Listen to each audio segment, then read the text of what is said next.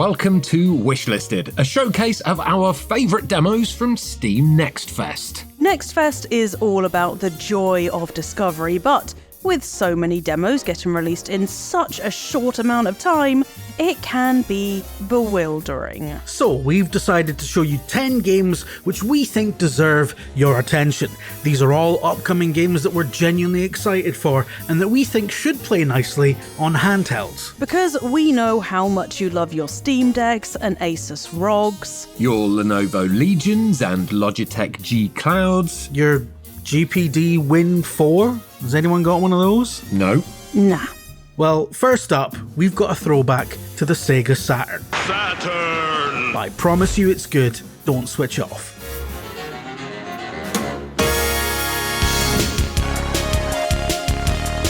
I've got a bit of a treat for anyone who grew up with a Sega Saturn when they were a kid, you poor souls.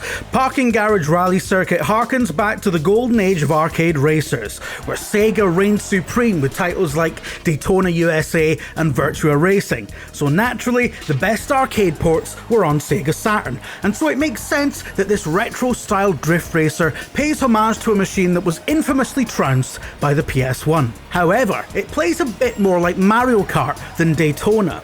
The tracks are all circuits based around multi-storey car parks, and they require some tightly focused drifting to get around with any speed. Various obstacles will confound you, such as physics-based objects and environmental disasters, and also track layouts that require a few goes to learn. It's so satisfying to play. They've really nailed the drifting and that it's pretty easy to throw yourself around corners, but doing it with any finesse takes a little bit of practice, which is exactly what you want from this type of racer. It looks absolutely beautiful. The art direction is so true to the concept that you will feel like it's 1998 again.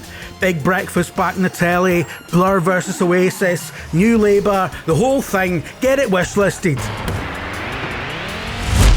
I don't know about you, but at this point I would love nothing more than to retreat to the woods and become the apprentice to Baba Yaga herself, so playing Reka has given me some serious life envy.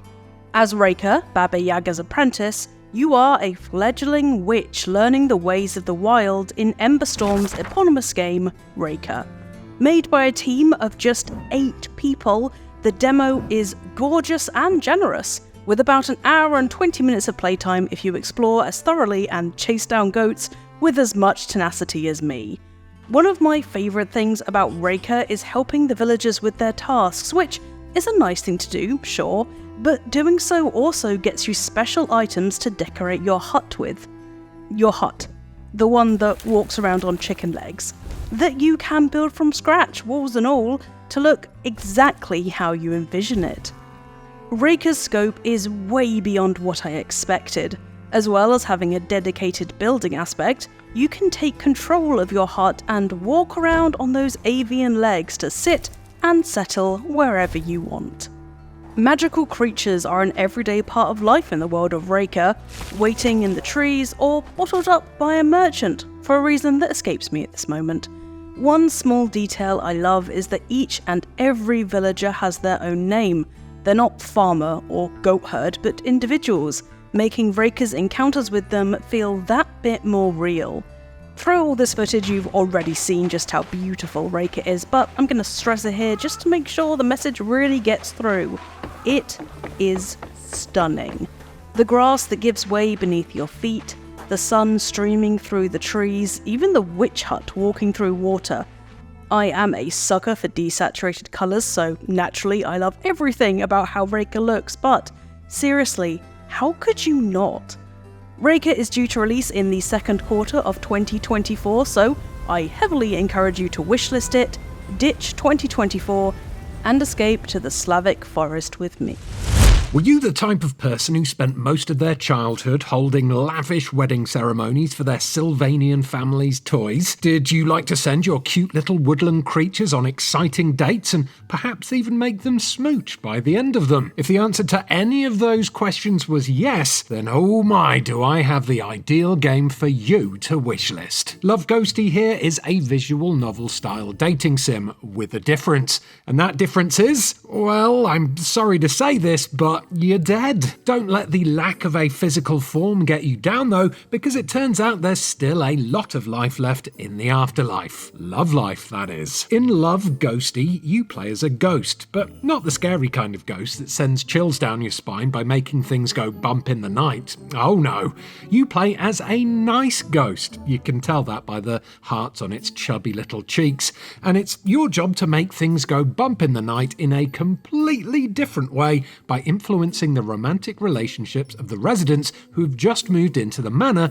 that you are haunting. Don't let my terrible bump joke fool you though. Love Ghostie is as wholesome gets, and it all starts with a short tutorial where your pun-loving mentor Ghostina guides you through the steps that you'll need to take in order to superbly ship your residents and make them fall in love. And I don't just mean fall in love with each other either. Your job is also to make the residents fall in love with themselves too. So, along with secretly gifting items in order to spark a romance, you can also assign self-care sessions and household chores to each animal in order to increase their happiness levels and, in turn, hopefully learn more about what makes them tick. The fun really starts when you get the option to choose which 4 out of the 12 available residents will move into your manor. The residents here are brought to life by some squee-inducingly adorable 2D art, and each one has their own unique personalities that you can learn about by floating around and reading their diaries, rude,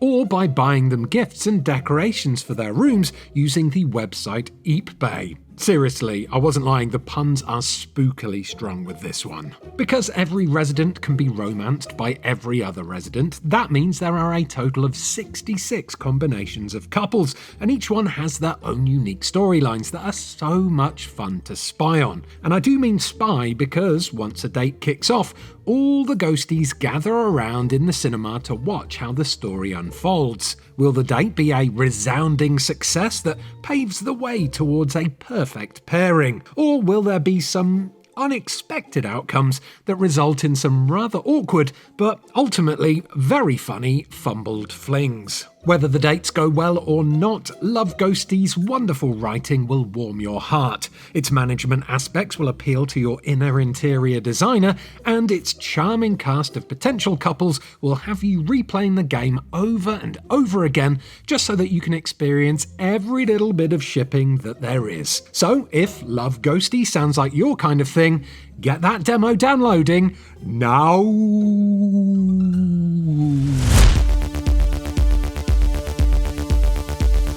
Fans of being dead might also want to check out Odinfall, a vaguely Norse-themed twin-stick shooter roguelite thing that's as hard as nails. And yes, alright, if you're into roguelites, you'll know exactly what to expect here.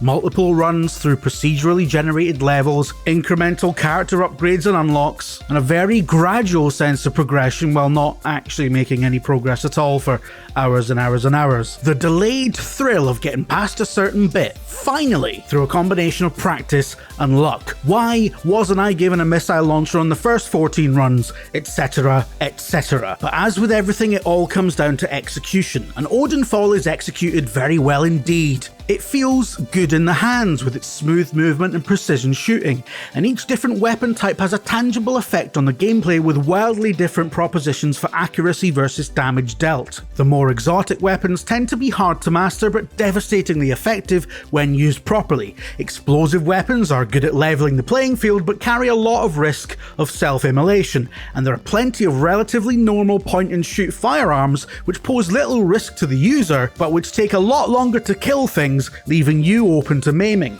And this game has so much character. It's actually quite funny, not just in terms of the writing, but in the way it's drawn and animated with a deft sense of comic timing. The cartoonish way that death is dealt to your enemies is reminiscent of something like Broforce, which was an overtly funny game that I loved. So the long and short of it is that Odinfall has a lot of really solid hooks that make it well worth checking out.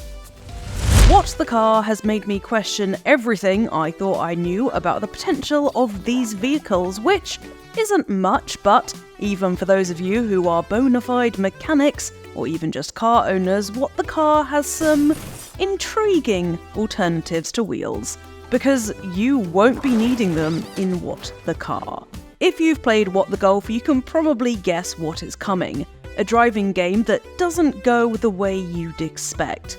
Legs. Lots of legs. Giraffes. Stilt giraffes. Jetpacks. Water cooler jetpacks. As well as tracks made of things other than tarmac.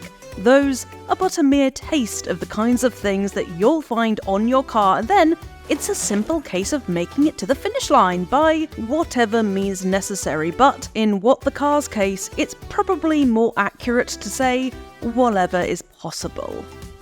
One of the few dependable things in What the Car is that with each and every track, you've got 3 different ranks to reach: bronze, silver, and gold, so for a demo there is a bunch of replayability.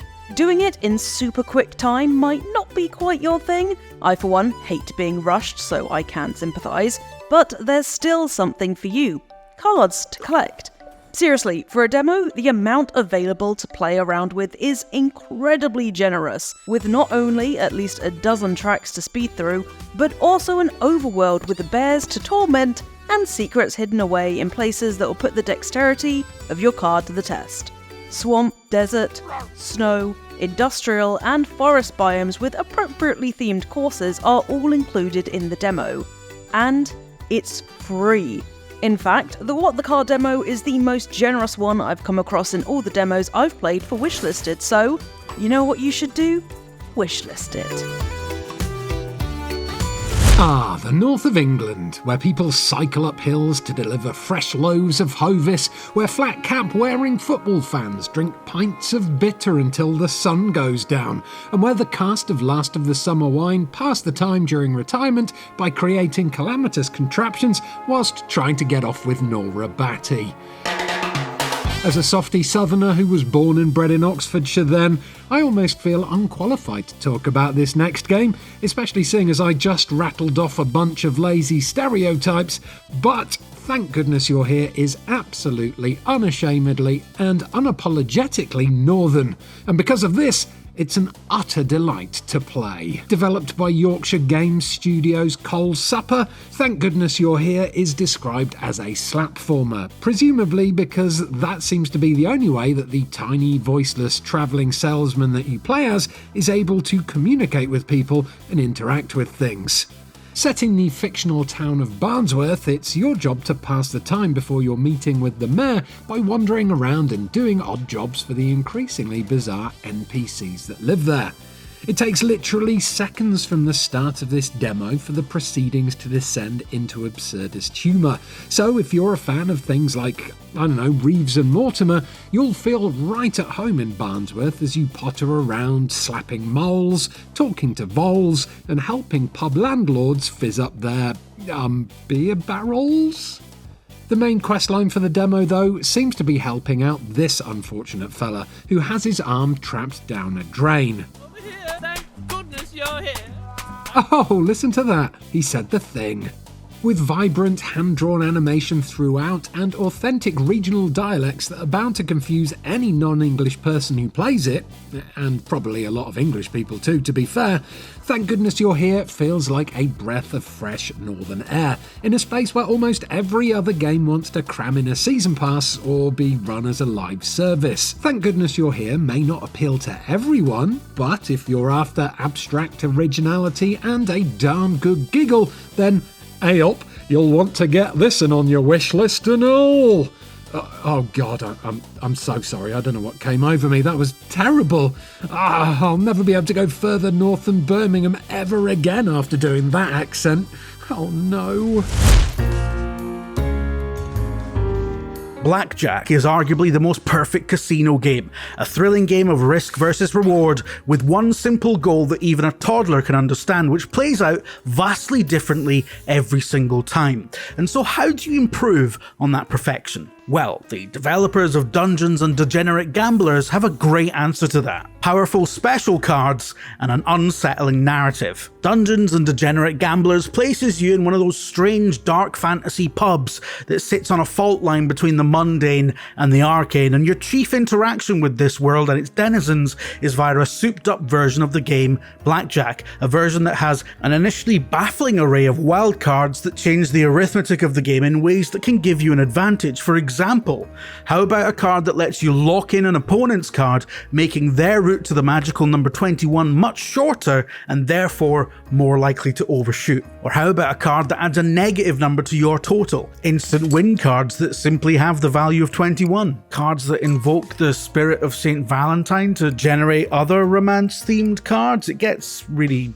weird. Figuring out how to apply a wild card's powers effectively is all part of the game's surprisingly deep journey of discovery, and the way in which these cards are randomly unlocked makes every run a vastly different experience. Strategies you come to rely on in one playthrough are unlikely to be available to you in the next, so this is a game that really keeps you on your toes. And yes, there is a narrative thread running through the whole thing, a choice and consequence story that again imbues the game with a lot of replayability value. Choose your own adventure style encounters with loads of different characters, a massively tweaked and expanded rule set, and just thick helpings of atmosphere make this very possibly the best version of Blackjack ever. And one that won't cost you your house or your kneecaps. Who'd have thought that Blackjack needed a story mode? Children are too much for me, but these little squirts are just about manageable in Gourdlets, the chill town building sim. And when I say chill, I mean sub-zero temperature level of chill. No meters to fill, no scores to manage, no budget to keep an eye on. Just you, your Gourdlets, and your ever-growing pixel town. Every 2 or 3 minutes, new Gourdlets arrive via tram and explore your town, but there's little pressure to make houses for them, so it's up to you what your town and Gourdlet's life is going to be like. Freely place blocks of grass, gravel, or wood around to create docks, paths, suburbs, cafes, all of the necessary buildings to enrich your Gourdlet's lives and entertain you in your omniscient, omnipresent state. Decorate the streets with trees, signposts, birdhouses, wells, and mailboxes if you wish, and those buildings that you dot down on the map aren't just there for looks either, though by God they do look adorable. Going inside allows you to decorate them as a chess club, cafe, or cake shop. The decorations are fairly limited at the moment, but for a free demo I find very little to complain about. Especially as I get to watch the Gourdlets play chess and read in these cafes for absolutely zero money. That's a net positive in my eyes. Gourdlets can be played either in night or day mode, and I'm partial to the moonlit night. Seeing the light coming off of the campfires and lamps makes me feel all cozy inside. Gourdlets, no matter the time or waning of the moon, will go about their activities regardless, roasting s'mores on the fire, singing, or fishing on the docks. For those of you who are craving Tamagotchi crossed with a town builder, you know what to do. Get Gourdlets Wishlisted. If you've been hankering for a video game with a vibe similar to Stranger Things, you know the drill, retro aesthetics, creepy mysteries and a weird sense of foreboding, then you need to get the demo for Tormenture downloading right now. Because after I finished playing it, this one went straight onto my wishlist. To really drive home its retro inspirations, the game, which is set in 1980, kicks off with an homage to an all-time video game classic. The yellow castle that your chunky blob of a character stands in front of when you start the game is pretty much an exact replica of the one that features in Atari's 2600 game Adventure. Hell, even the sprites for the keys and the sword that you can find look identical to the ones in Adventure.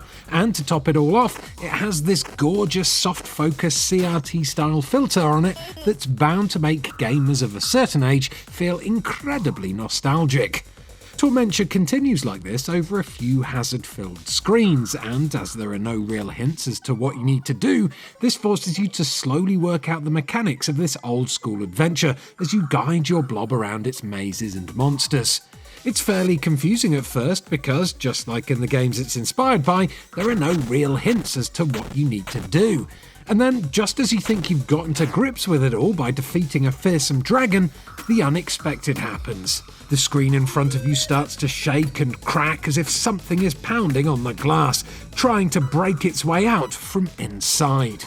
It's at this point that the camera starts to pull away from the TV, turning ominously towards a door that's slowly being pushed open by an unseen force. Surprise! It turns out that Tormenture is actually a game within a game, and you've just unwittingly unleashed something dark into the world. something that's now hiding somewhere in the shadows of your darkened bedroom. What follows then is a sort of mix of genres. The bedroom that's full of 1980s nostalgia like speak and spells and tape recorders acts as a kind of escape room that you're sat in the middle of. There's props to pick up and inspect that seem to hold as yet unanswerable puzzles or cryptic clues, and little lore snippets to read like old school gaming magazines and receipts that show Tormenture cost $6.66 to rent. Oh no. And then there's Tormenture itself, which, when you continue playing it, opens up to become an almost Zelda-style puzzle game. There's no combat in it, but there is puzzle solving and backtracking, and it all unfolds in this abstruse, otherworldly place that's full of bizarre characters that don't so much talk to you as kind of bark at you in a series of disjointed, distorted bleeps and bloops. There's something oddly sinister about the graphics in Tormenture too, looking like how I'd imagine Undertale would had it come alive and read out a couple of passages from the Necronomicon for a laugh. Tormenture's demo is fairly short though, but that's not a bad thing in my book. If anything, it's the perfect length for a demo, as it stops before anything huge is spoiled, but at the same time, it leaves you itching to find out what's going to happen next. The real Tormenture here then will be in waiting for this game to finally release. Grunn is Scottish for ground and also a twisted gardening sim from Sock Pop Collective, a Patreon-funded project based in the Netherlands that releases one game per month and has been doing so for a number of years now. And this game is inspired by the developer's experience of life in a rural Dutch village. In fact, the house and garden in question are modelled on his dad's gaff. But that's where the warm and fuzzies begin and end. You arrive at the village with nothing but a to-do list and instructions to have your employer's garden looking smashing in 3 days' time. And there's a lot to do because the place is overgrown and full of garbage, molehills, and dried out plants that are no good to anyone. So you diligently get on with trimming the lawn manually with a pair of shears. So yeah, in the opening stages you'd be forgiven for thinking this was just another of those busywork simulators.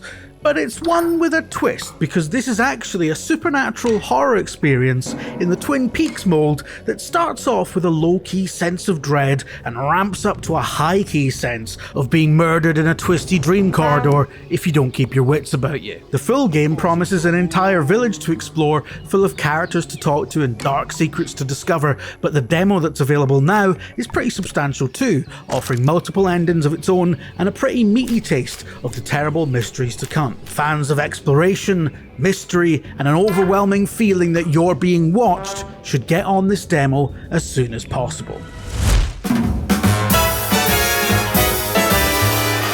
So, those are our picks from the video team, but the rest of us here at Gamer Network will be covering Steam Next Fest right across Eurogamer, VG247, and Rock Paper Shotgun. There is a lot more curation to come. Let us sift through it all so you don't have to. So do check out the rest of our coverage, and thanks for watching.